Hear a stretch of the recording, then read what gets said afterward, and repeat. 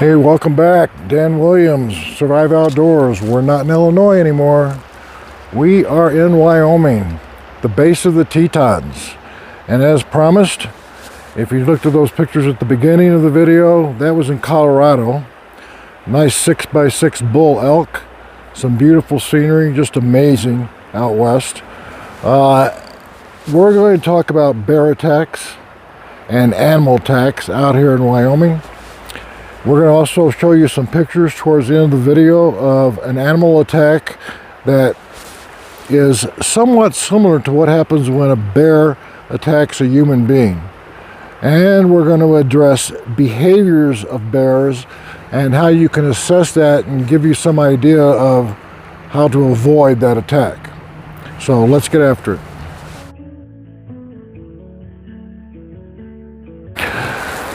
If you're new to the channel and you like wilderness medicine, gear reviews, survival, so hey, subscribe. It helps the channel out tremendously.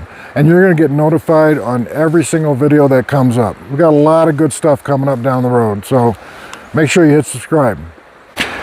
In reality, the chances of you getting attacked by a bear is extremely slim. Some of the things you want to do is make as much noise as you can. You're going down the path, talk to your friends, sing, and if you can't sing worth a damn, play some music. Some people have bells on their trekking poles, on their backpack. That's a possibility, but if you make noise, the bear is going to skedaddle out of there before you even get there. So making noise as you're walking is really a very, very good method to avoid any bear. We're talking today basically about black bears and grizzly bears. Now, black bears go through a phase. They have somewhat called a cinnamon phase where they're brown, and then you have your grizzly. And they both have a little different approach if you find them along the trail or if you come upon one. So black bears are smaller, anywhere 200, 300 pounds black bear. Their head is different. They do not have a hump on their back. Grizzly, 6 foot or greater, much bigger, and have a hump on behind their head. It's very distinguishable. So with black bears, it's really helpful to really present yourself as bigger than they are if you're concerned that they're going to attack. So you want to be big. You can take your coat, you can put it out there. You also want to do that with mountain lions. You don't want to do that with grizzlies. But if you're walking up on a black bear, that is not the first thing you're going to do. Oh, there's a black bear. Look how big I am. No, you're not going to do that. You're going to avoid eye contact. You're going to try to observe their ears. You're going to slowly walk backwards and retreat. And you're going to yell, "Get the hell out of here, bear. Bye, bear." You're going to yell at the bear and try to get them to leave. And that usually is very successful. Ears. The ears on mammals. Deer, horses, black bear, grizzly, even rabbits. When rabbits, horses, when they fight or they're about ready to become aggressive, one of the first things they do is they drop their ears. So if the ears go down, I want to be out of town. So think about that. So when the ears go down on a bear or any animal, it's about ready to attack, and that is concerning.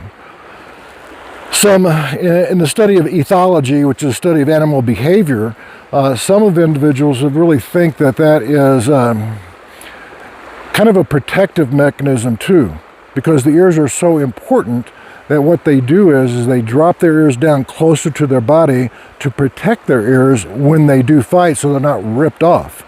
So that's kind of an interesting thought. Grizzly bears.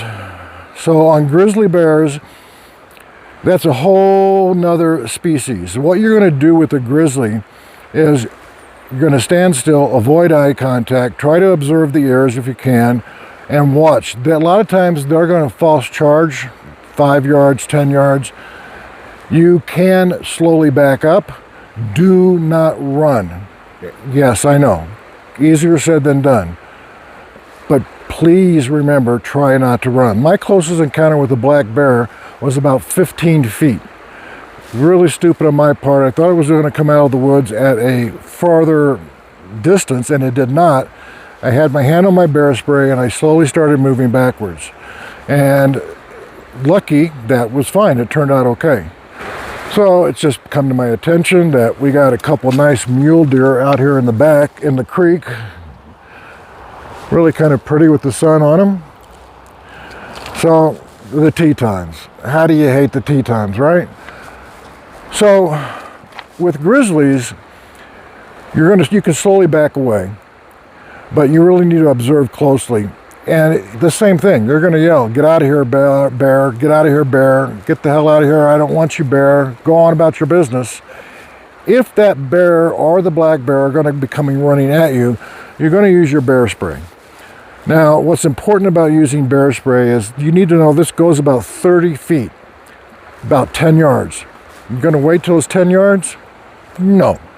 But you're not going to use it when it's 50 yards away, because then you're going to be in a really bad situation if it does charge and get closer to you. Now, some of these bears out here have been sprayed before. They hear the noise and they're going to turn around and retreat.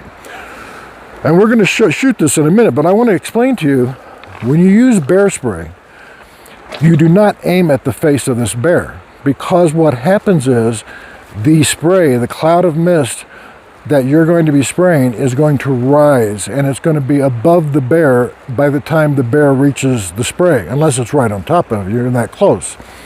So what's really important is you're going to hold this canister. You want to shoot at about a 45-degree angle down at the bear's feet so it rises in its face. Now, clearly, if it's closer, you're going to go right for its face. So you take this off. This is and then what you're going to do is you're going to hold the spray like this. So I'm about, now if the camera is right on that driftwood, that is about 6 yards away. So I'm going to hold the canister at about a 45-degree angle. And you can do this in one burst, or you can hold it down. But here's one burst. Okay, that's one burst of the bear spray. And you can look at the rocks, how saturated it is. But now if I aim at, let's say the top of that driftwood is the bear's head, and I aim at the bear's head, but you see how the wind carried it. So it's really also important to note that when you're using the spray, you got it. And I know what's more important is avoiding the attack of the bear. But be advised that if the wind is blowing in your face, you're going to get a taste of this, and it's going to be ugly. A lot of irrigation of your eyes. So when animals attack, grizzlies, black bear, dogs, most mammals, wolves, coyotes are not going to attack humans, but when these animals attack, they're going to go for the neck 90% of the time. Now, the photos you're about to see is about a 52-year-old male came into the clinic to visit a friend of his, and a half pit bull, half mastiff broke a chain and attacked him along with another dog. He fell to the ground and got in the position that you're supposed to be in when a grizzly attacks you. You're supposed to play dead. He fell to the ground. He put his hands behind his neck, okay? And which was great, but he tried to get away. And as soon as he moved his hands, you see these massive lacerations on the back of his neck. He had a laceration to his left forearm.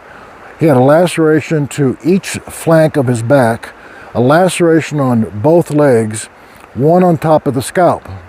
So the immediate reflex of these animals is to go right for the neck. Makes sense. And you can see on these photographs what happened. Now, on dog bites, about 20% of dog bites get infected. Cat bites, 80% of cat bites.